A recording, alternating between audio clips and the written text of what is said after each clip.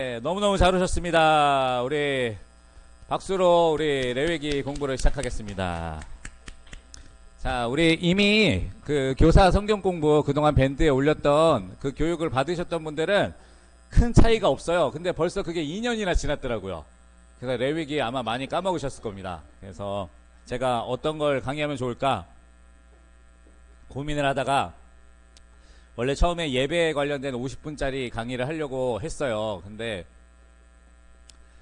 그냥 성령의 감동이 있었습니다. 우리 선생님들한테 성경을 한 구절이라도 더 가르쳐 드려야 된다. 할 수 있을 때 최대한, 할 수 있을 때 사람이 최대한 해야 된다. 그런 마음의 감동을 주셔서 그러면 뭘 공부할까? 근데 레위기를 공부해야 돼요. 왜냐하면 레위기가 유대인들이 자녀가 태어나면 제일 먼저 가르치는 성경이 레위기입니다. 물론 레위기 안에 법이 있고. 잠깐만요. 아영아, 여기 조용히 해줘야 돼. 알았지? 응? 자, 너무 힘든 얘기인지는 알지만 아영아 부탁해. 하여튼 하여튼 그렇습니다. 네. 그래서 레위기는 이 성경의 에베레스트 산이라고 불리기도 해요. 왜냐면 그만큼 어려우니까, 내용이 난해하고 어려우니까 힘들어하긴 하는데, 우리가 조금만 배우면요 이 레위기만큼 따뜻한 성경이 없습니다. 여러분, 레위기만큼 우리 안에 감동을 주고 이 하나님의 마음을 느낄 수 있게 해주는 성경이 없어요. 그래서 오늘부터 3주 동안 이제 레위기를 공부하시게 될 겁니다. 사실 제가 지난달에 PBA 사사기를 했어요. 근데 이 PBA를 준비하는 게 이게 보통 힘든 게 아니거든요. 근데 제가 한 달 더 한다는 마음으로 지금 하고 있습니다, 여러분. 저도 나름대로 굉장한 이 도전이고 굉장한 이 에너지를 필요로 하는 일이지만, 잔소리가 길어지만 다시 말씀드리지만 우리 선생님들이 꼭 성경을 하나라도 더 배우셨으면 좋겠다 하는 간절한 마음으로 시작을 하겠습니다. 그러면 이제 레위기는 이제 뭔지 한번 볼게요. 아이고, 요거 화면 넘어가게 좀 부탁을 드리겠습니다. 이게 화면이 바뀌었나봐요. 지금 됐네요. 감사합니다. 레위기는 이렇게 3번 강의가 돼요. 그래서 거룩한 예배, 이제 거룩한 백성, 그리고 거룩한 미래. 그래서 오늘은 1장부터 10장, 다음 주는 11장부터 22장, 그리고 마지막은 23장부터 27장까지. 그래서 매주 해당 분량의 성경을 먼저 읽어주시기를 부탁을 드리겠습니다. 여러분, 저도 참 마음이 그렇습니다. 이거를 좀 쾌적한 분위기에 좋은 여유 있는 시간에 하면 얼마나 좋을까. 근데 그러면은 할 시간이 없어요. 그래서 이 시간을 부득불하는 저의 심정도 이해해 주시기 바랍니다. 그러면 먼저 이 거룩한 예배, 이제 1장부터 10장에 나오는 레위기의 예배들을 공부를 해보도록 하겠습니다. 자, 먼저 레위기라는 이름의 뜻은 이제 영어로는 레비티쿠스라고 되어 있는데 히브리어로는 와이크라라는 말로 되어 있어요. 근데 이게 뭐냐면 그리고 그가 부르셨다라는 뜻을 가지고 있습니다. 그래서 이 창세기 그리고 그가 부르셨다, 이게 뭐냐면 바로 앞에 있는 출애굽기를 보면 출애굽기 마지막 장면이 어떻게 끝나느냐, 하나님께 성막을 봉헌해 드리고 끝나요. 하나님께 성막을 봉헌해 드렸더니 하나님이 너무 기쁘셔서 구름으로 임재해 주시고 하나님이 함께 해 주셨다라는 이야기로 끝나고, 그 다음 레위기 제목이 뭐냐, 그리고 그가 부르셨다요. 무슨 말인지 아시겠죠? 원래 이 모세 오경은요 이름이 없어요. 여기 나온 것처럼 이름이 없어요. 원래 그 모세 오경 모두가 창출 레신 명, 산출, 레, 민, 신, 이 5가지가 모두가 다 히브리어 첫 글자를 제목으로 하고 있습니다. 그래서 레위기의 첫 글자가 와이크라, 그리고 그가 부르셨다고요. 민수기는 바미드바르, 광야에서, 그게 광야에서 한 이야기거든요. 그리고 신명기는 데바림, 말씀들이란 뜻을 가지고 있고요. 창세기는 태초에 하나님이 천지를 창조하시니라 하잖아요. 그래서 베레시트, 태초에라는 이름. 그다음에 출애굽기는 웨얼레 쉐모트, 그리고 그들의 이름들은 이라는 그런 아주 역동적인 제목들을 가지고 있어요. 근데 그걸 나중에 70인역이라고 헬라어로 성경을 번역할 때, 그때 창세기니 출애굽기니 하는 제목을 나중에 붙인 거예요. 이 레비티쿠스, 그러니까 레위인들의 책이라는 이 제목도 나중에 붙인 겁니다. 그래서 원래 제목은 그리고 그가 부르셨다. 근데 그가 언제 부르셨느냐? 성막을 하나님께 봉헌해 드린 이후에 부르셨다. 그래서 당연히 출애굽기 마지막 부분과 레위기는 연결이 되어 있습니다. 그래서 성막으로 뭐 할까요? 성막으로 우리 예배 드리잖아요. 그래서 성막으로 예배 드리니까 예배에 관련된 내용들이 먼저 이어지고 그 다음에 이스라엘 백성들이 하나님의 자녀로 어떻게 살아야 되는가, 그 내용들이 나오게 됩니다. 자, 얘가 이게 잘 안 넘어가나 봐요. 혹시 거기 누가 계신가요? 아, 네, 그거 그냥 클릭만 해놓고 나오세요.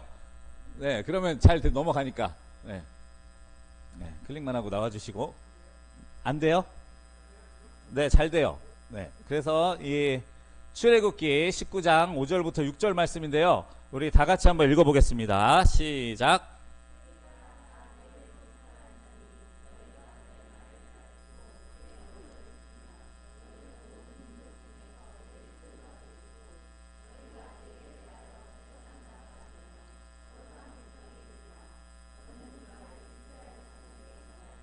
아멘. 여기서 제가 빨간색으로 표시해 놓은 두 글자가 있습니다. 첫 번째 제사장 나라, 그리고 두 번째 거룩한 백성입니다. 이 레위기의 목적이에요. 하나님께서 이스라엘 백성들이 제사장 나라라는 것은 모든 민족들의 죄를 짊어지고 또 그들을 하나님의 말씀을 가르쳐 줄 수 있는 수준까지 올라가 있는 아주 그 모든 민족의 모범이 되는 나라를 꿈꾸셨고요. 그 다음에 그것을 위해서는 우리의 삶이 거룩해야 되니까 말씀대로 사는 거룩한 백성들이 되기를 원하셔서 바로 이 레위기를 주신 것입니다. 그래서 그 주제가 거룩이에요. 이제 히브리어로는 카다시 혹은 카도시라고 말하는데 이 레위기는요 신약 성경에 152회 언급되어 있습니다. 그러니까 엄청나게 많은 분량이 이 레위기를 인용하고 있습니다. 그리고 이 레위기는 제가 PPT를 안 보이니까 답답하네요. 네. 이 1절에 이제 회막에서 부르시고 이 성막의 삼중 구조를 우리가 잘 봐야 됩니다. 이게 참 제가 어렵게 말해놨는데 여기 이제 요거를 좀 크게 보면 이렇게 생겼어요. 하나님께 출애굽기의 마지막에 봉헌한 성막이 이렇게 생겼습니다. 그래서 여기 겉에는 성막을 상징하는 이렇게 큰 텐트가 경계를 이렇게 하고 있고요. 그 다음에 요 안에 들어가면 성소라고 불리는 조그만 천막이 하나 더 있어요. 그리고 그 앞에는 이제 재물을 만지고 손을 씻는 물두멍이라는 이 큰 물대야가 있고요. 그리고 그 앞에 재물들을 불로 태우는 번제단이라는 데가 있습니다. 여기 노제단이라고 써있는데 번제단이에요. 그래서 이제 앞으로 제단이라는 말이 나오면 요걸 말하는 거예요. 요걸 말하는 거고, 그 안에 들어가면 이 성소 안에도 칸막이가 하나 또 있습니다. 큰 천막으로 막고 있는 이걸 휘장이라 그래요. 이 휘장이 두 공간을 가르고 있고요. 첫 번째 들어가는 공간에는 요 앞에는 분향단이라고 해서 향이 올라가는 향단이 있고, 여기는 빵을 두는 빵 12개를 두는 떡상이 있고요. 그리고 여기는 이제 7개로 되어 있는 촛대가 있는 등잔대가 있습니다. 그래서 제사장들도 원래 여기까지밖에 못 들어가요. 요 안에는 못 들어갑니다. 요 안에는 뭐가 있냐면 언약궤라고 해서 이 아론의 쌍난 지팡이, 그리고 모세의 2개의 십계명 돌판, 그리고 만나를 담은 항아리가 있는 그 언약궤가 요 안에 들어있어요. 근데 여기는 1년에 딱 한 번 대제사장만 들어갈 수 있습니다. 그 외에는 아무도 못 들어가요. 그런 곳이, 그런 공간이 여기에 있습니다. 이렇게 있고, 예수님께서 십자가에서 돌아가셨을 때 성막의 휘장이 찢어졌다는 게, 그게 뭐냐면 요게 찢어졌다는 거예요. 요 지성소와 성소를 가르는, 그러니까 대제사장 외에는 아무도 들어갈 수 없었던 그 휘장이 위에서부터 아래로 찢어집니다. 하나님이 찢으신 거예요. 이제는 누구라도 나와 함께 할 수 있다는 의미로 요거를 찢으셨는데, 우리가 읽는 레위기 시대에는 감히 아무도 들어갈 수 없었습니다. 대제사장만, 그것도 1년에 딱 한 번 이제 대속죄일이란 날에만 들어갈 수 있었습니다. 그런데 이 레위기의 구조가 어떻게 되어 있냐면 바로 이 대속죄일을 중심으로 기록되어 있습니다. 이 대속죄일이 16장에 나오는데, 이 제가 이거를 굉장히 압축해서 간단하게 만들어 놨는데 잘 들으십시오. 구약 성경은요 항상 이 대칭 구조라는 형식으로 되어 있습니다. 그래서 앞에 얘기가 마지막에 나오고요, 중간 얘기가 중간에 나오고, 그리고 이 모든 얘기들은 가운데 있는 이야기를 위해서 존재합니다. 그래서 구약 성경에 나오는 대부분의 구조가 다 똑같아요.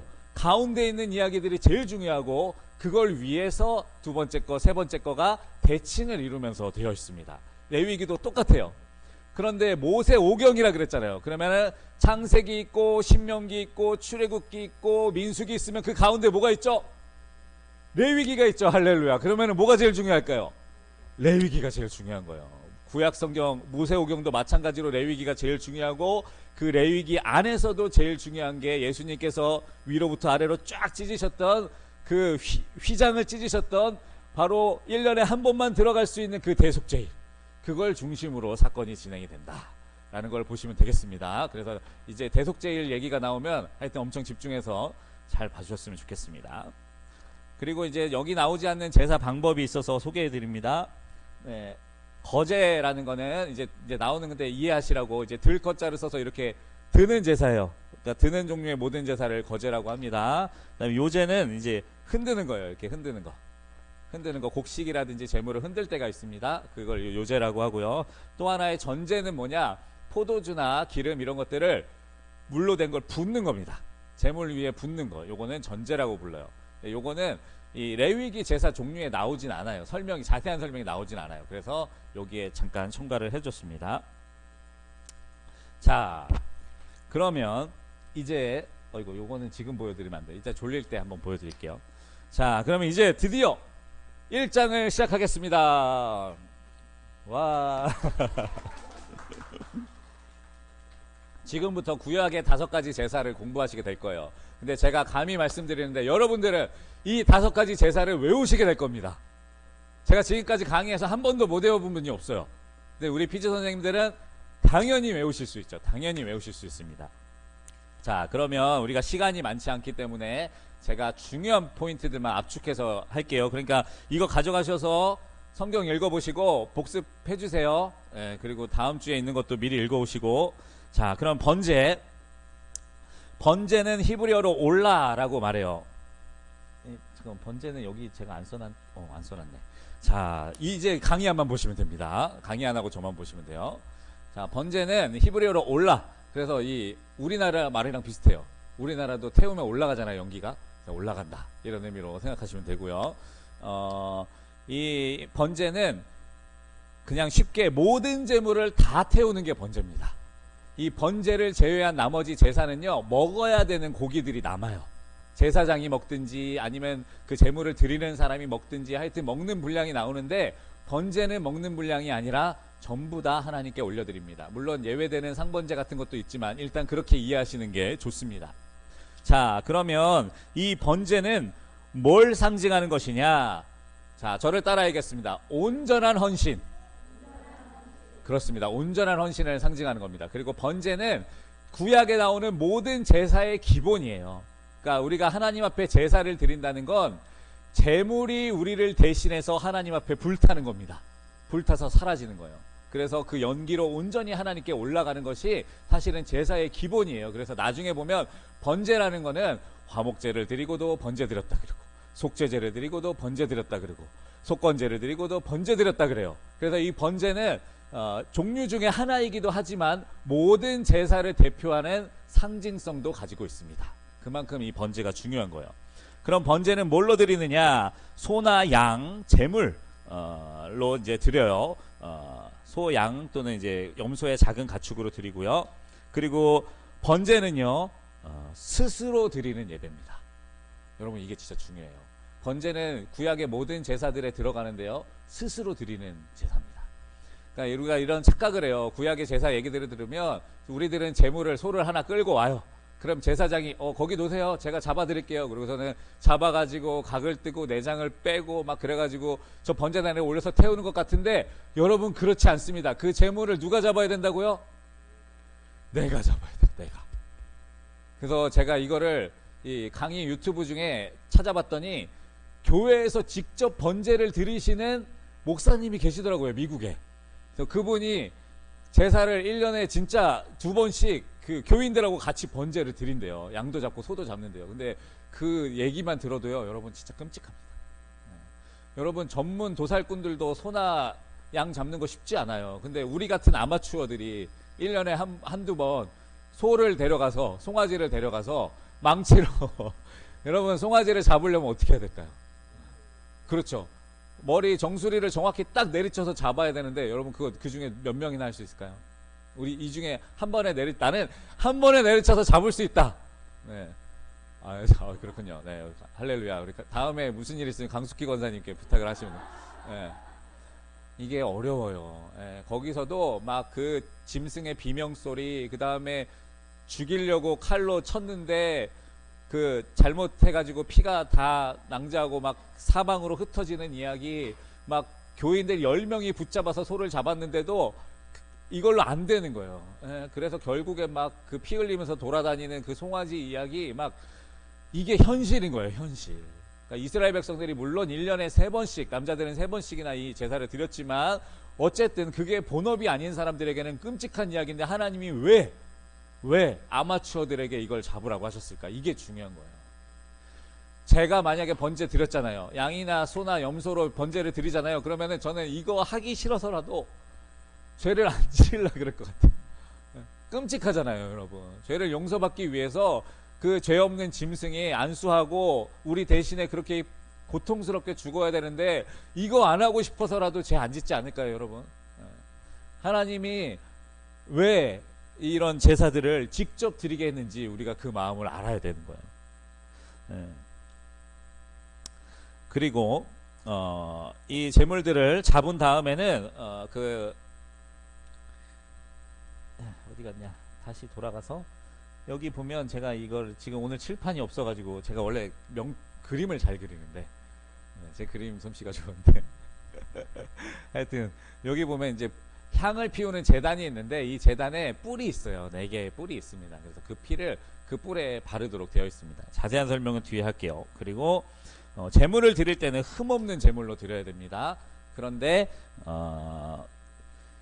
흠없는 제물이라는 거는 이제 최선의 것, 내가 가진 것 중에 별 볼 일 없는 걸 하나님께 드린 게 아니라 최선의 것을 드려야 된다고요. 그리고 기쁘게 드려야 돼요. 이게 진짜 중요합니다. 예물을 드릴 때는요, 기쁘게라는 건 자원하는 마음으로 드려야 됩니다. 억지로 드리거나 인색함으로 하지 말라 그랬어요. 그렇게 드리는 제물은 죄송하지만 효력이 없습니다. 왜냐하면 하나님이 거지가 아니시거든요. 하나님이 가난해서 우리의 제물이 필요하신 분이 아니거든요. 그래서 그렇게 억지로 인색함으로 드리는 제물은 안 받으십니다. 필요가 없어요. 하나님이, 온 세상이 다 하나님의 것인데 그런 걸 뭐하러 받으시겠습니까? 감사하는 마음으로, 자원하는 마음으로 기쁘게 드려야 그것이 하나님 받으시는 제물이 되는 겁니다. 여러분 꼭 기억하십시오. 그리고 안수하고요, 그 피를 제단에 쏟도록 되어 있는데, 안수한다는 거는 그 제물이 나를 대신한다는 뜻입니다. 그 제물이 나를 대신해서 그 피를 흘리게 되어 있어요. 이것은 죄는 생명으로밖에 갚지 못한다, 용서받지 못한다 라는 의미를 가지고 있습니다.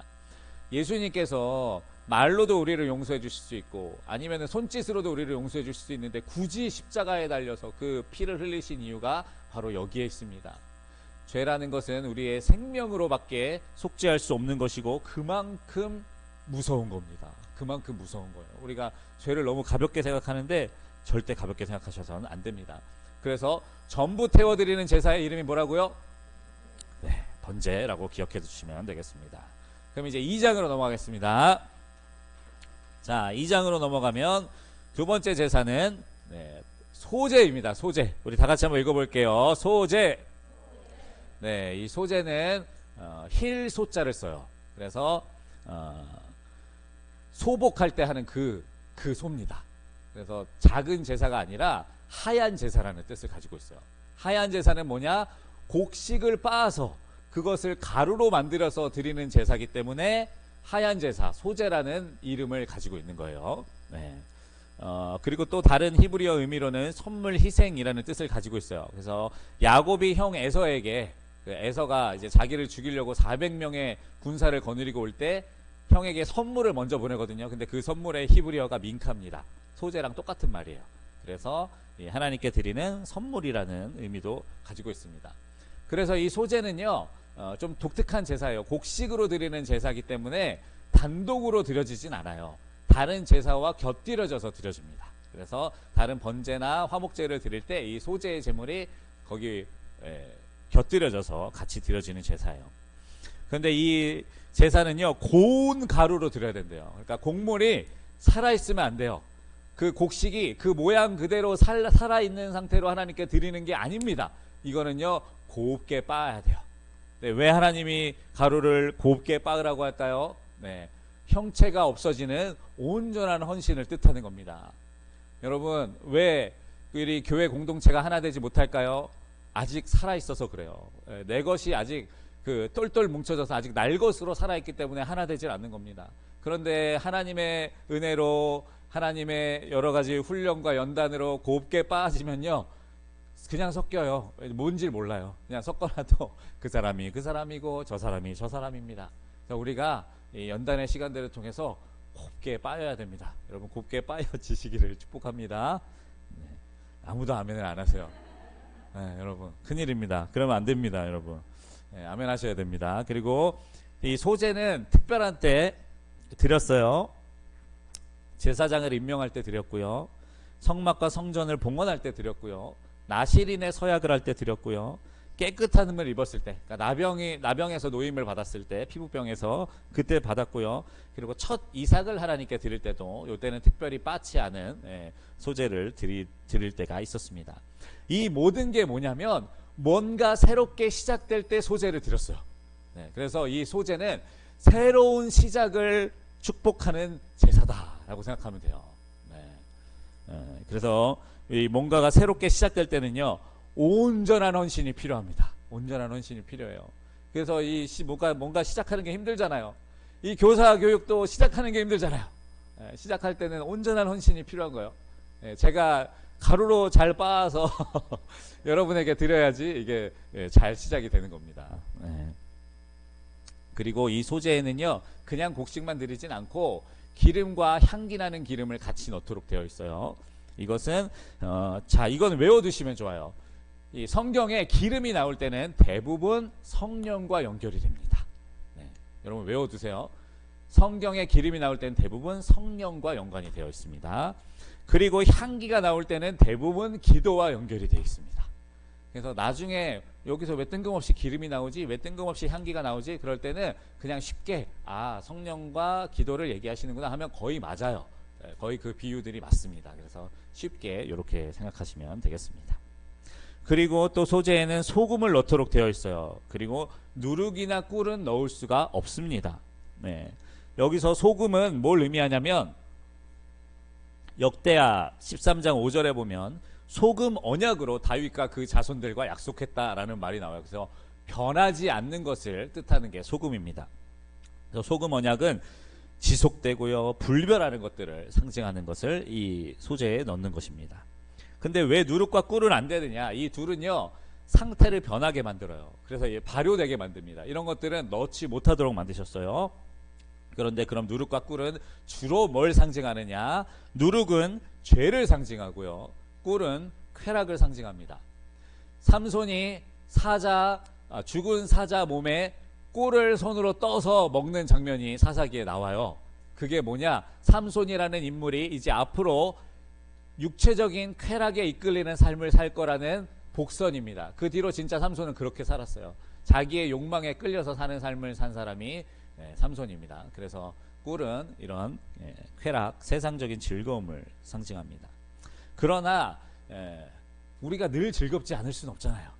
우리가 즐거워할 때도 있어요. 나중에 보면 이 뒤에 화목제라는 게 나오는데 그 화목제만큼은 하나님이 누룩을 넣은 것 오케이, 꿀 넣은 것도 오케이 하셨습니다. 그러니까 하나님이 우리에게 즐거움을 다 뺏어가는 그런 존재가 아니에요. 여러분, 즐거워할 때는 화끈하게 즐거워할 수 있게 해주시는 분이 하나님입니다. 그래서 바로 다음 화목제로 넘어가겠습니다. 네, 3장으로 넘어가겠습니다.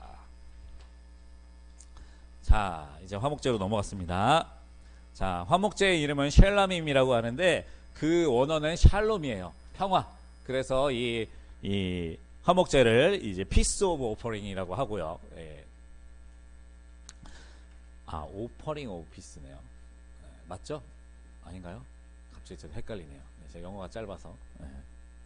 하여튼 그리고 자헌제라고도 부릅니다. 자헌제는 스스로 하는, 스스로 헌신하는 제사라는 뜻이 있고요. 낙헌제라고도 불러요. 즐겁게 헌신하는 제사다라는 뜻을 가지고 있습니다. 그리고 이 화목제는요, 이렇게 쉽게 생각하시면 돼요. 나누어주는 것에 목적이 있습니다. 그래서 다른 제사들은 대부분을 다 태우고 그 중에 일부를 제사장에게 드리게 되어 있어요. 그런데 이 화목제는요, 내장과 그 불필요한 찌꺼기 부분들을 하나님께, 기름 부분을 하나님께 올린 것을 제외하고 나머지 모든 고기들을 제사장과 제사 드리는 사람이 나눠 먹도록 되어 있는데, 그 고기를 하루 또는 이틀 안에 다 먹도록 만드셨습니다. 여러분, 이 화목제는 소나 염소나 양으로 드리도록 되어 있는데, 여러분, 양 한 마리, 소 한 마리를 혼자 드실 수 있는 분 여기 아무도 없으시죠? 그래서 화목제는 이 제사를 그날 안에 먹으려면 반드시 이웃들과 나눠 먹어야 됩니다, 여러분. 그래서 이 화목제를 드리는 날이 그냥 동네 잔치예요. 동네 축제입니다. 야, 우리 김남근 부장님이 오늘 화목제 드린대. 그러면 피지 잔치예요, 여러분. 야, 오늘 소고기 배 터지게 먹겠구나. 실컷 먹겠구나. 왜냐면 소를 우리 부장님이 잘 드시지만 혼자 가족들하고 다 먹을 수가 없어요. 그래서 우리가 나눠 먹을 수밖에 없습니다. 즐거운 날이에요. 그래서 이 화목제는 신명기에 보면 뭐라고 나와 있냐면, 너의 자녀, 노비, 레위인과 함께 먹으라 되어 있어요. 너네 가족들만 먹지 말고 이웃들과 먹지 말고 너의 노비, 너희들의 그 보호 아래에 있는 모든 사람들과 함께 나눠 먹어라 라고 이야기를 하고 있습니다. 그래서 이쯤 돼서 지루하실까봐 하나를 더 놨습니다. 여기 보면은 하나님께 꼬리를 드리라는 장면이 나와요. 왜 꼬리를 드리라 그랬을까? 왜냐하면 여러분, 이 꼬리 보이십니까? 어디 잘못 넘겼네. 여기 꼬리 보이세요? 엄청 크죠? 지금 꼬리에 밑에 뭐가 달려 있습니까?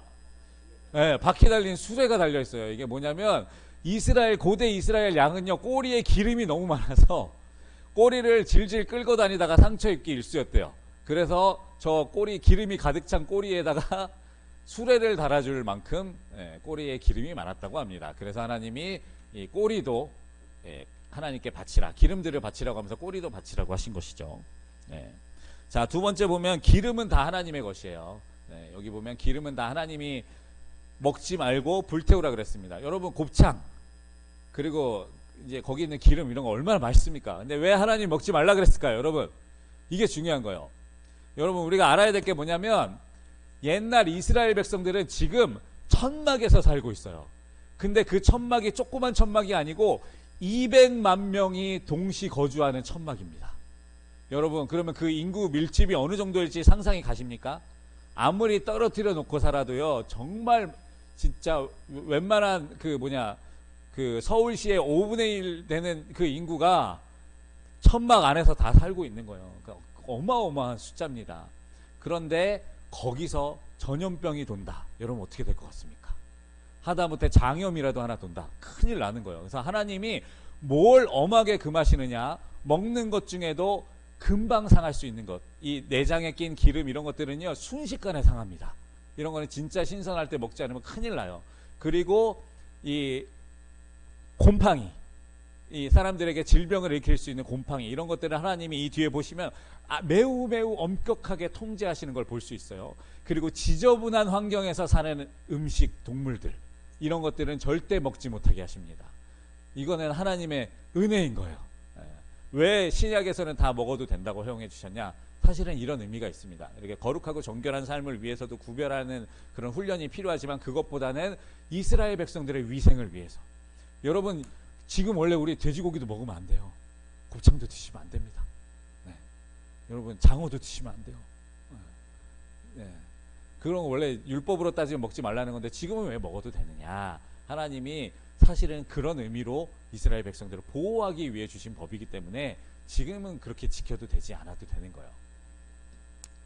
아무튼 이 화목제는 또 기쁨으로 드리는 건데, 예외 조항으로 서원할 때도 드렸습니다. 이 서원은 하나님 앞에 내가 일정 기간 동안 헌신하겠습니다, 혹은 평생을 헌신하겠습니다 라고 할 때 드리는 제사가 이 서원이에요. 그리고 서원이라는 거는 나중에 레위기 제일 마지막 장면에 나오는데 엄청 좋은 겁니다. 그렇게 일단 알고 마지막에 더 자세히 다루도록 하겠습니다. 자, 그러면 기쁘고 신나고 뭔가 하나님께 서원하고 싶을 때 드리는 제사의 이름은 뭘까요? 네, 빙고. 네, 딩동대. 자, 그럼 이제 네 번째 제사로 넘어가도록 하겠습니다. 자, 같이 따라해 보겠습니다. 속죄제. 네, 속죄제는 히브리어로 카타라고 말하는데요. 이 죄에 대한 용서를 비는, 하나님께 죄를 지은 것을 용서받는 제사라고 생각하시면 됩니다. 자, 첫 번째, 모든 것을 태워드리는 헌신을 상징하는 번제가 있었고요. 두 번째, 힐소자, 곡식을 갈아드리는 소제가 있었고요. 다음에 하나님께 기쁨으로 드리는 화목제가 있었습니다. 그러면 이제는 하나님께 죄를 용서받기 위한 제사가 있어야 되겠죠. 그래서 이것은 특별히 하나님께 범죄했을 때 드리는 죄를 속죄제라고 부릅니다. 자, 그러면 속죄제를 자세히 한번 보도록 하겠습니다. 속죄제는 여러 사람들의 그 구분이 되어 있어요. 제사장이 범죄했을 때, 이스라엘 전체가 범죄했을 때, 그리고 백성의 지도자들이 범죄했을 때, 그리고 일반 백성들이 범죄했을 때, 그리고 가난한 백성들이 범죄했을 때, 이렇게 내용들이 이렇게 나눠져서 나옵니다. 네, 그러면 이제 한번 보겠습니다. 이 하나님이 왜 이런 등급을 나누셨느냐? 직분에 따라서 책임도 다르다는 거예요. 제사장이 죄를 짓는 건 보면 이스라엘 전체의 죄와 똑같이 속죄제를 드리도록 만드셨습니다. 둘 다 똑같이 숫소라는 거는 가장 귀한 재산이에요. 이 농경 문화에서 숫소라는 거는 거의 우리로 따지면은 뭐라 그럴까요? 그 트럭이에요, 트럭. 그 가족들을 먹고 살게 하시는 생계 수단입니다. 근데 하나님 앞에 제사장이나 이스라엘 전체가 범죄했을 때는 이걸 드려야 됐습니다. 그리고 이 모든 것들을요 다 소각해야 됐어요. 다 소각해야 됐습니다. 이걸 통해서 우리가 볼 수 있는 거는요, 제사장의 죄는 모든 사람들의 죄와 같다는 것이고요, 교회 안에서 지도자의 죄는 그 미치는 영향력이 이 교회 전체의 죄만큼이나 크다라는 것과 마찬가지입니다. 여러분, 그래서 이 욕을 더 먹는 거예요. 목사님들이 잘못하고 그러면 더 욕을 먹는 이유가 여기에 있습니다. 하나님 보시기에 영적 지도자의 위치에 있는 사람의 잘못은 전체의 잘못만큼이나 심각한 악한 영향력을 끼치는 거예요. 그런데 여러분, 제가 지금 목사님이라 그래서 좋으셨겠지만 그 베드로서에 보면 뭐라고 나와 있느냐? 너희는 다 왕같은 제사장이요.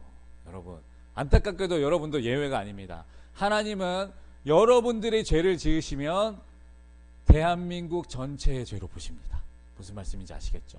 여러분들은 대한민국을 대표하고 있어요. 이 나라와 민족을 대표하고 있습니다. 하나님께서는 한국 교회가 죄를 지으면 그걸 한국 교회 하나의 죄로 보지 않으십니다. 이 나라와 민족 전체의 죄로 보십니다. 우리가 이거를 기억하고 살아야 된다는 것이죠. 그리고 정치 지도자들, 평민들, 그리고 가난한 사람도 예외가 없어요. 이 말은 뭐냐? 하나님 앞에 죄를 용서받는 데는 누구도 예외가 없다는 거예요. 뺄 사람이 없어요. 어린 아이도 예외가 될 수가 없습니다. 하나님 앞에는 모두가 죄인이에요. 모두가 죄인. 이거를 꼭 기억하시기 바랍니다. 야, 여러분, 제가 당이 떨어지네요. 큰일 났다. 빨리 끝내야 되겠다. 그리고 여기 제가 적어놓은 것만 할게요. 피 뿌리기. 이 제사장과 이스라엘 백성 전체가 잘못했을 때는 요 휘장 가운데 있는 요 휘장에 7번 피를 뿌리는 게 하나가 첨가가 되어 있습니다. 근데 이 휘장은 사실 예수 그리스도를 상징하는 거예요. 예수 그리스도를 상징하는 겁니다. 그래서 우리가 죄를 짓는 것은요, 사람들 앞에서도 사죄해야 되지만 제일 먼저 여러분 예수님 앞에 사죄하셔야 됩니다. 그리고 그 다음에 인간적인 죄에 대한 책임을 하셔야 돼요. 여러분, 이거를 꼭 기억하십시오. 여러분 잘못했다 생각하시면 다른 거 먼저 하지 마시고 먼저 예수님 앞에 죄를 자복하십시오. 그리고 나서 거기에 주시는 그 성령의 음성에 힘입어서 사람들 앞에서도 여러분의 죄를 자복하십시오. 이 두 가지가 다 이루어져야 되는 것입니다.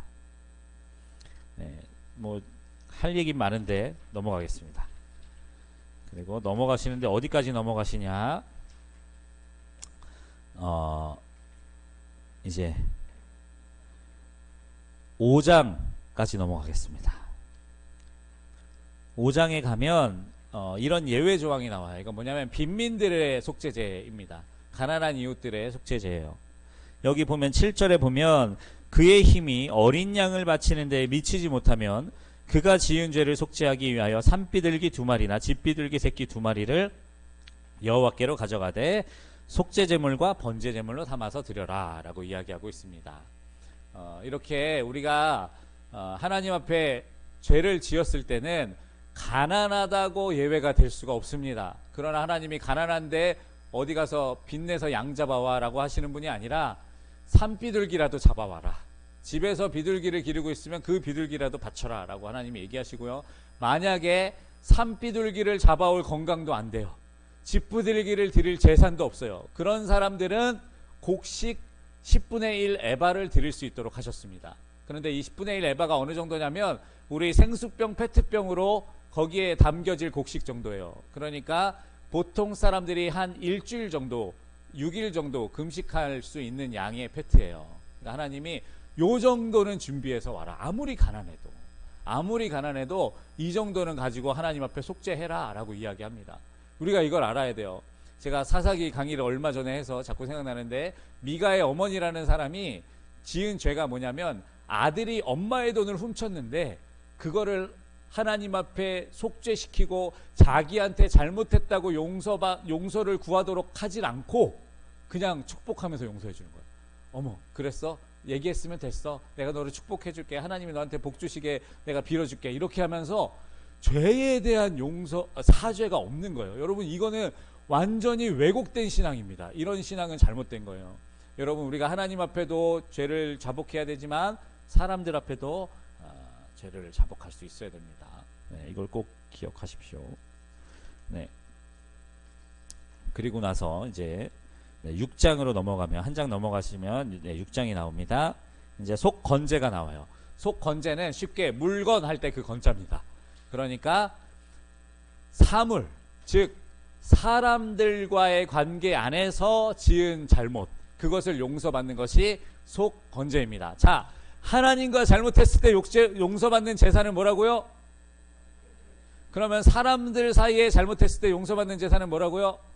속건제. 그렇습니다. 네, 여러분 이렇게 외우시면 됩니다. 그래서 물건의 배상과 관련된 제사예요. 그래서 히브리어는 야삼이라고 하고, 그리고 이 제사를 드리되 그 피해액의 5분의 1을 더해서 해야 되는 제사입니다. 그리고 이 제사의 특별한 특징은요, 제사만 드리면 되는 게 아니라 배상을 해야 됩니다. 자기가 손해를 끼친 것에 대해서 배상을 해야 돼요. 그리고 출애굽기 22장 1절에 보면 고의성을 가진 경우에는 4배에서 5배를 배상하도록 되어 있어요. 자, 오늘 때마침 전도사님이 삭개오 이야기를 들려주셨어요. 삭개오가 뭐라 그랬죠? 자기가 남들에게 속이거나 토색한 것이 있으면 몇 배로 갚겠나이다? 그렇습니다. 이게 삭개오가 자기 혼자 상상해서 4배라고 얘기한 게 아니고, 바로 출애굽기에 나오는 하나님의 율법의 근거에서 제가 속이거나 고의적으로 남들에게 빼앗은 것이 있으면 율법대로 4배를 갚겠습니다 라고 얘기하는 장면이 이 삭개오가 말하는 장면이라고 할 수가 있겠습니다. 자, 그러면 여러분이 구약의 5대 제사를 다 외우셨습니다. 자, 저랑 한번 그럼 진짜 외웠는지 여러분만 얘기해 보는 거예요. 자, 온전한 헌신 전부 다 태워드리는, 네, 딩동댕. 자, 그리고 하얀 제사, 곡식을 갈아드리는 제사는 딩동댕. 그리고 기쁠 때 나눠 먹는 제사는 딩동댕. 그 다음에 하나님 앞에 범죄했을 때 드리는 제사는 딩동댕. 그리고 사람 사이에 잘못해서 물건을 변상해야 될 때 드리는 제사는 딩동댕. 와, 할렐루야. 여러분도 다 외우셨습니다. 네, 물론 이거 다 외운다고 천국 가는 건 아니지만, 네, 여러분 너무너무 잘하셨습니다. 자, 그러면서 이제 번제를 드리는 규제가 나오네요. 근데 이거는 이제 상번제라고 드려서 매일 드리는 제사에 관련된 거예요. 이스라엘 백성들은 어쩌다 한 번씩 번제를 드렸지만 제사장들은 성소에서 매일 아침 저녁으로 번제를 드려야 됐습니다. 그리고 그 번제의 불이 꺼지면 안 됐어요. 그래서 그 불을 계속 유지시켜야 됐습니다. 여러분 이걸 기억해 주십시오. 이거는요 사실은 예배를 상징하는 거예요. 우리의 예배는 사실 주일에 와서 특별하게 드리지만 평소에 살아가는 삶도 예배입니다. 거기에도 이 번제의 불이 꺼지면 안 돼요. 여러분의 삶에 하나님을 향한 온전한 헌신이 꺼지지 않으시기를 축복합니다. 그리고 이제 소재의 규례가 나오는데 요거는 읽어보시면 네, 도움이 될 겁니다. 제가 빨리빨리 넘어가야 돼서 네 그리고 요것만 좀 얘기할게요. 이 19페이지를 20페이지를 넘어가시면 이제 속죄제와 속건제의 규례가 나오는데 일부 고기를 제사장이 반드시 의무적으로 먹어서 처리하도록 되어 있어요. 저는 이게 진짜 중요한 우리에게 주시는 교훈이라고 생각합니다. 속죄제, 그러니까 죄에 대한 고백이에요. 근데 여러분 건강한 소그룹 공동체 안에서는 서로를 죄를 고백할 수 있어야 됩니다. 여러분 서로의 죄를 고백할 수 있어야 돼요. 성당처럼 신부가 고해성사 받는다고 방에 있어서 신부한테만 가서 얘기하고 이런 거는 우리 기독교 공동체는 아니에요. 우리는 그렇게 하지 않습니다. 이 가톨릭에서는 왜 그렇게 하냐면 신부가 한 예수님과 사람의 한 중간쯤에 있어서 그래요. 그래서 이걸 얘기하면 그거를 예수님께 얘기해 준다고 생각하고 거기다 중간 관리자 역할로 신부에게 하는 건데 우리는 그렇지 않습니다. 여러분 그거는 이 성경의 가르침이 아니에요. 여러분 직접 누구나 다 하나님 앞에 여러분의 죄를 자복할 수 있어요. 그런데 왜 공동체 안에서 자신들의 죄를 자복하는 일들도 필요하냐? 서로를 위해 기도해 주기 때문이에요. 서로를 위해서. 그런데 왜 우리가 그렇게 하지 않죠? 소문나니까. 얘기를 하면 그게 새나가니까 말을 못하는 겁니다. 그래서 진짜 간절한 기도 제목일수록 더 얘기를 못해요. 더 얘기하면 더 소문이 잘 나니까. 더 센 거는 더 소문이 잘 나니까 얘기를 못하는데 여러분 이러면 안 됩니다. 제사장들을 어떻게 하라고요? 그 죄의 고기를 먹으라는 거예요. 죄 때문에 제사 지은 고기 제사장도 먹기 싫겠죠. 근데 그걸 나눠주면 안 된다는 거예요. 자기가 먹어서 처리하는 거예요. 오늘 감독님도 똑같은 말씀하셨죠. 그걸 전하면 어떻게 된다고요? 자기도 그 냄새가 밴다고. 여러분은 먹어서 처리하셔야 됩니다. 꾸역꾸역 먹기 싫어도 꾸역꾸역 먹어서 여러분이 소화시키셔야 돼요. 그거 나눠 드시면 안 됩니다. 이게 진짜 구약에 나오는 중요한 속건제와 속죄제를 처리하는 규례입니다. 자, 화목제 여기 이제 예외 조항들 누룩이 들어간 것도 기쁜 날에는 가능하다. 꿀이 들어간 것도 기쁜 날에는 가능하다. 그러나 피와 기름은 먹지 말라. 피와 기름은 하나님의 것입니다. 그래서 그거는 생명이 들어있는 것이기 때문에 먹지 말라고 하고 그리고 이 피는 타인의 희생을 상징하는 것이기 때문에 또 먹어서도 안 됩니다. 사실은 저는 기독교인들이 가지지 말아야 될 취미생활이 몇 가지가 있다고 생각하는데 그 중에 하나가 뭐냐면 사냥이에요. 사냥. 사냥 좋아하시는 분들이 있어요. 이제 엽총이라든지 사냥 공기총이라든지 이런 것들로 잡는 거 좋아하시는 분들이 있거나 그런데 저는 안 하셨으면 좋겠어요.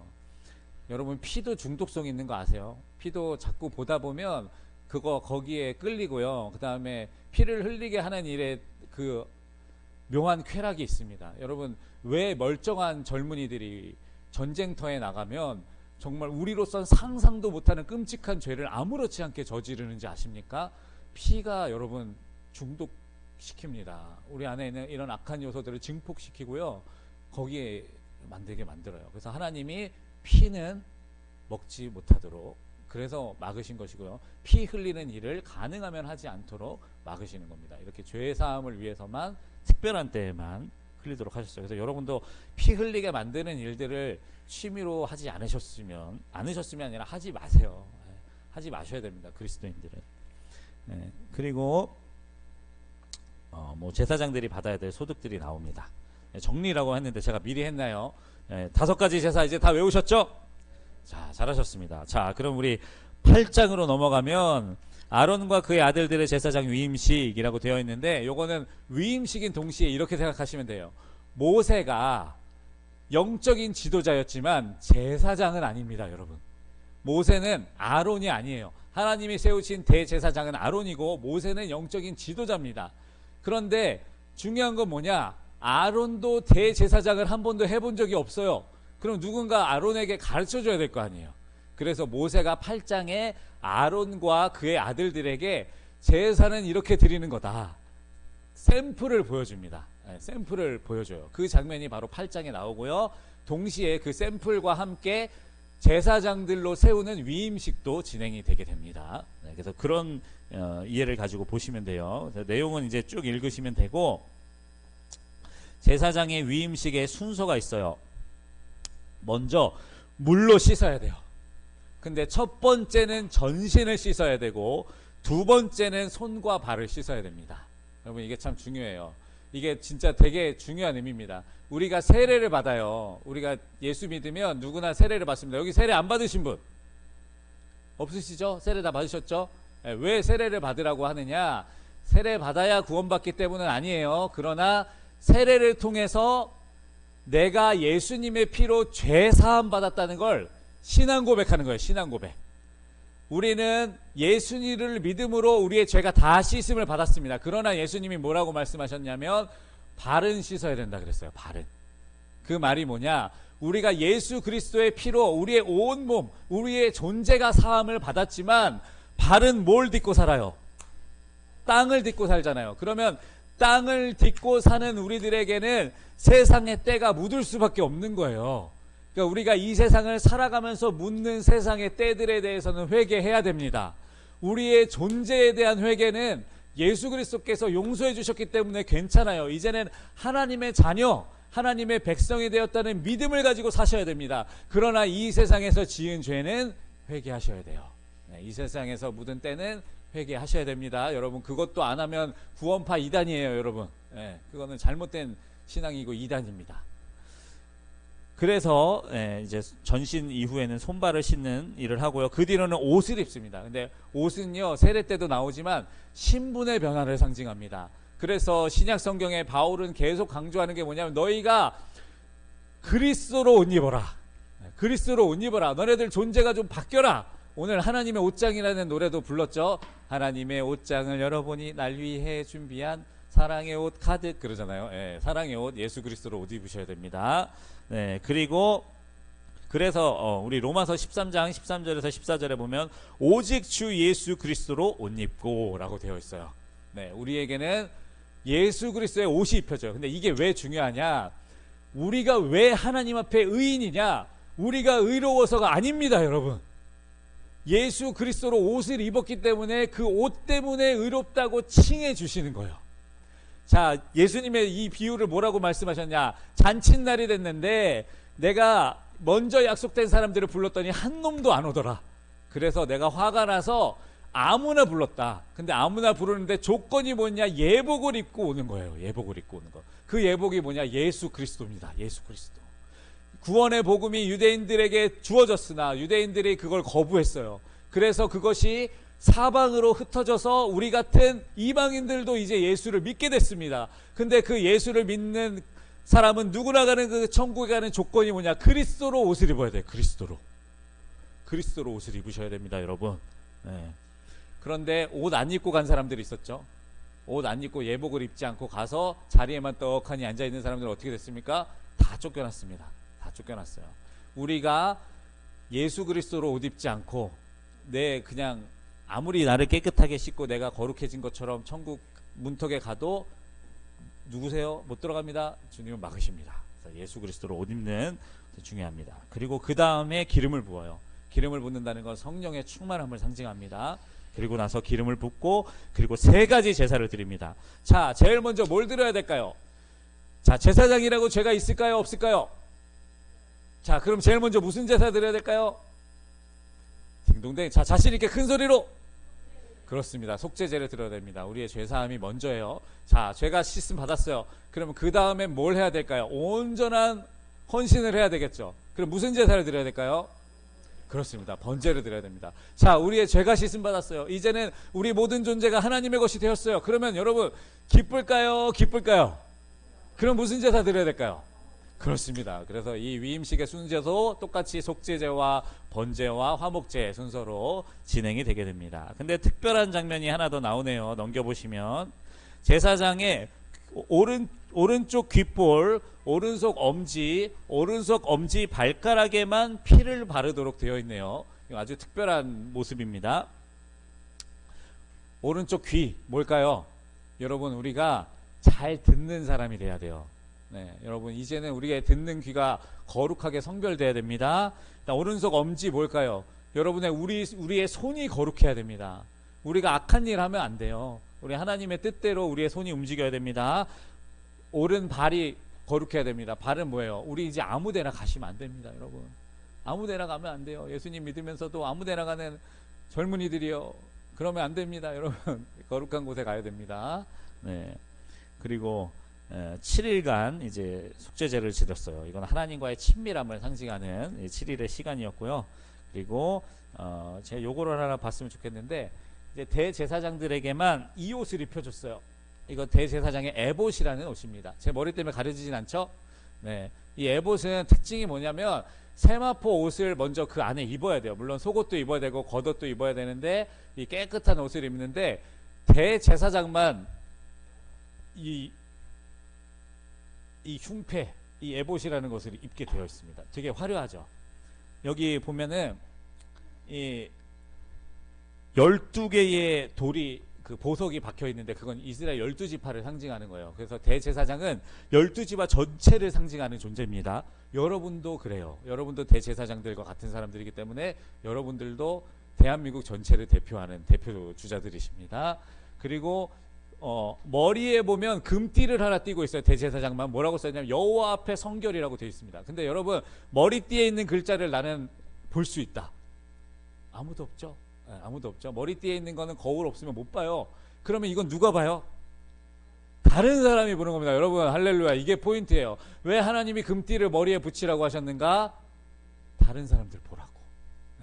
다른 사람들이 여러분을 보면 이렇게 되는 거예요. 여호와 앞에 성결이라는 게 보이는 거예요. 그럼 우리가 어떻게 살아야 될까요? 거룩하게 살아야죠, 여러분. 이거 아무리 지우고 다 예수님 안 믿는 척 해봐야 소용없습니다. 여러분, 사람들이 어떻게 그렇게 잘하는지 여러분 예수 믿는 거 다 맞춰요. 그냥 포기하고 사세요. 포기하고 이거 붙어있다고 생각하고 사시면 됩니다. 그리고 중요한 게 뭐냐, 저 흉패 안에 주머니가 있어요. 그리고 그 안에 우림과 둠밈이라는 두 가지 돌이 들어있습니다. 저는 전승에 의하면 흰돌과 까만돌이라고 하는데 몰라요, 정확히는. 성경에 안 나와 있어서. 그런데 이걸 가지고 뭘 했냐, 대제사장이 제비를 뽑았습니다. 하나님의 뜻을 구했어요. 이렇게 주머니에 손을 넣고 우림이 나오면 오케이 사인, 둠밈이 나오면 노 사인. 엊그제 그 고성민 목사님이 이제 심야 예배 이제 설교를 해주셨는데 그 내용이 뭐였냐면 이 다윗이 여호와께 묻자오되라는 장면이었어요. 근데 다윗이 왜 여호와께 묻자올 수 있게 됐냐면 다윗한테 그 아비아달이라는 제사장 하나가 도망쳐서 가요. 근데 그냥 도망친 게 아니라 저 에봇을 들고 도망칩니다. 저 에봇을 들고 도망쳐요. 왜냐하면 사울이 제사장들을 다 죽이는 일이 있었거든요. 그래서 저 에봇을 들고 도망쳐서 다윗에게 왔기 때문에 다윗이 그때부터 하나님의 뜻을 물을 수가 있었어요. 제사장이 있으니까, 제사장이 우림과 둠밈으로 하나님의 뜻을 알려줄 수가 있었던 겁니다. 그래서 그 뒤로 보면 다윗이 여호와께 묻자와 여호와께 묻자오되 여호와께 물어, 이런 얘기들이 나옵니다. 그래서 대제사장 대단한 거죠. 자, 그러면은 질문, 여러분들은 대제사장이니까 하나님의 뜻을 물을 수 있다 없다? 자신 있게 있다 없다? 있습니다, 여러분. 자꾸 옆에 있는 권사님, 집사님한테 물어보지 마세요. 기도 잘 많이 하는 분이니까 좀 내 기도 좀 하고 뜻 좀 물어봐봐. 하나님 답답해 하십니다. 나한테 들어, 나한테 직접. 하나님이 답답해 하십니다, 여러분. 자, 9장으로 넘어가겠습니다. 이제 여기서부터는 이제 넘어갈게요. 아론과 제사장, 그 아들들이 이제 제사장으로 세워져서 이제 제사를 드렸어요. 첫 번째는 자신을 위한 제사를 드렸고요. 그리고 두 번째는 이제 백성들을 위한 제사를 드렸습니다. 자, 그럼 질문. 백성들을 위한 제사는 어떻게 드려졌을까요? 첫 번째, 백성들의 뭘 용서해야 될까요? 자, 그럼 뭐였을까요? 아까 맞추셨잖아요. 자신있게. 딩동댕 속죄제. 자, 그러면 그 다음에는 뭘 드려야 될까요? 온전한 헌신. 딩동댕. 그럼 세 번째는 그렇습니다. 이것도 똑같이 이 순서대로 갑니다. 이 순서대로 똑같이 제 백성들을 위한 제사도 잘 드렸습니다. 그러면 그 뒤에 하나님의 영광이 백성들에게 나타나요. 넘겨보시면. 그래서 23절에 보면 모세와 아론이 회목에 들어가서 나와서 백성들에게 축복하자 하나님의 임재가 나옵니다. 여러분, 제사장들의 목적은요, 에봇을 입는 게 아닙니다. 우림과 둠밈을 뽑는 게 아닙니다. 이걸 통해서 뭘 하기를 원하시냐? 하나님은 백성들에게 복을 빌어주기를 원하시는 거예요. 여러분들의 목적이 뭐냐? 하나님이 왜 여러분들을 먼저 부르셨냐? 저는 목사로 세우시고 여러분은 그리스도인들을 만드셨냐? 복을 빌어주라고. 여러분들이 복입니다. 여러분들이 복을 빌어주실 수 있어요. 여러분의 친구들에게도 오늘 감독님 진짜 똑같은 얘기 하시잖아요. 여러분 복을 빌어주셔야 됩니다. 아이고 목사님들만 하는 거래요. 그 건방진 거래요. 아니에요 여러분. 축원합니다만 하지 마세요. 축복은 다 할 수 있는 거예요. 축복은. 근데 하여튼 축원은 왜 그렇게 이렇게 하는지 모르겠지만 어쨌든 괜히 다른 사람 시험 들게 할 수 있으니까 하지 마시고 축복은 하셔도 돼요. 자녀들을 위해서 복을 빌고 이웃들을 위해서 복을 빌고 여러분 그걸 위해서 하나님이 먼저 부르셨다니까요. 네, 그래서 민수기 6장 23절에서요 26절에 보면 백성들에게 축복하는 장면이 나오는데 거기 나오는 그 축복의 그 핵심 구절이 은혜와 평강이에요.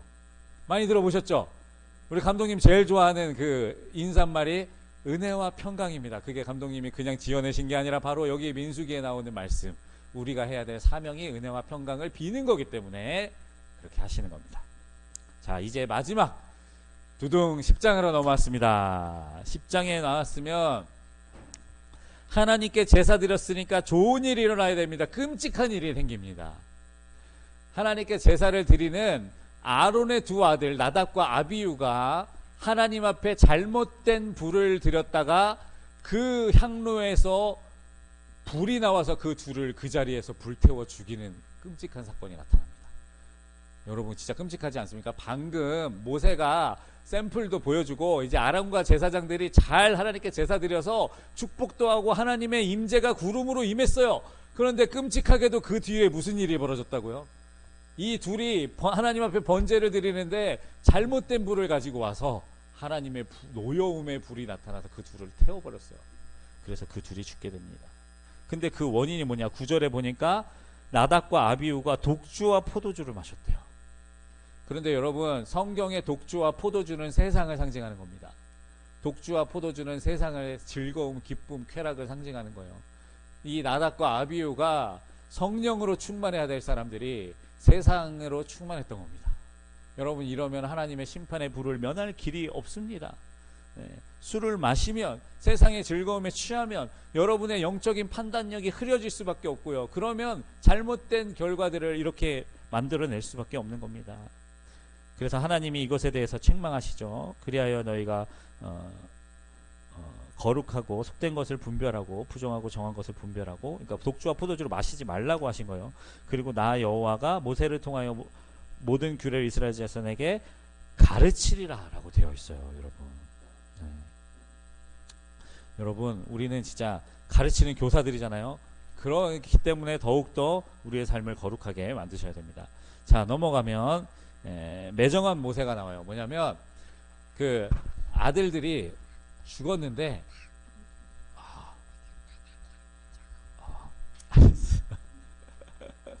아영이가 그냥 바닥에 앉으래요. 네, 자, 왜 이런 매정한 모세의 모습이 나오냐면 여러분 잘 들으시죠. 이거 중요한 거라 제가 해야 돼요. 아론이 좀 이따 얘기해. 알았어. 자, 아무튼 중요한 건 뭐냐면 모세가 뭐라고 얘기했냐면 두 아들이 죽었잖아. 그런데 이 제물은 제사장은 무조건 먹게 되었으니까 그 남은 그 고기 먹어야 돼. 이렇게 얘기한 거예요. 그러니까 두 아들이 죽은 제사에 드렸던 그 제사 고기를 먹으라는 거예요. 지금 아론과 그 동생들한테. 근데 아론이 뭐라 그랬냐면 그거 벌써 태워버려서 없어요. 이런 거예요. 그러니까 모세가 혼내는 거예요. 그거 제사장들이 먹어야 되는 건데 왜 너네 안 먹고 그걸 태웠어? 그랬더니 이제 아론이 하소연을 하는 겁니다. 아니, 아마 이때는 동생아 그러지 않았을까요? 동생아, 지금 내 아들 둘이 지금 불타 죽은 그 제사의 고기를 먹는 걸 하나님이 기뻐하시겠냐 이제 이렇게 얘기를 하는 거예요. 그랬더니 모세가 그 말을 듣고 그 말을 옳게 여겼습니다. 근데 여러분, 하나님이요 그렇게 인정머리 없는 분이 아니에요. 여러분, 그렇게 매정한 분이 아닙니다. 지금 아들이 타 죽은 그 제물의 고기를 먹으라고 하시는 분이 아니에요. 근데 우리가 모세와 같은 잘못에 빠질 때가 많아요. 근데 이런 너무 지나친 이 하나님을 너무 매몰차고 매정한 사람으로 만드시는 일들을 하시면 안 됩니다. 이 하나님께 한 달란트를 땅에 묻고 그대로 돌려주는 사람이 하나님을 뭐라고 표현하냐면, 주인을 뭐라고 표현하냐면, 당신은 아주 매정하고 무서운 사람이라, 자기 것을 꼭 찾으시는 분임을 제가 알고 있었기 때문에 땅에 고스란히 묻었다가 고스란히 돌려줍니다. 이렇게 얘기합니다. 하나님 그런 분 아닙니다, 여러분. 하나님 그런 분 아니에요. 오해하시면 안 됩니다.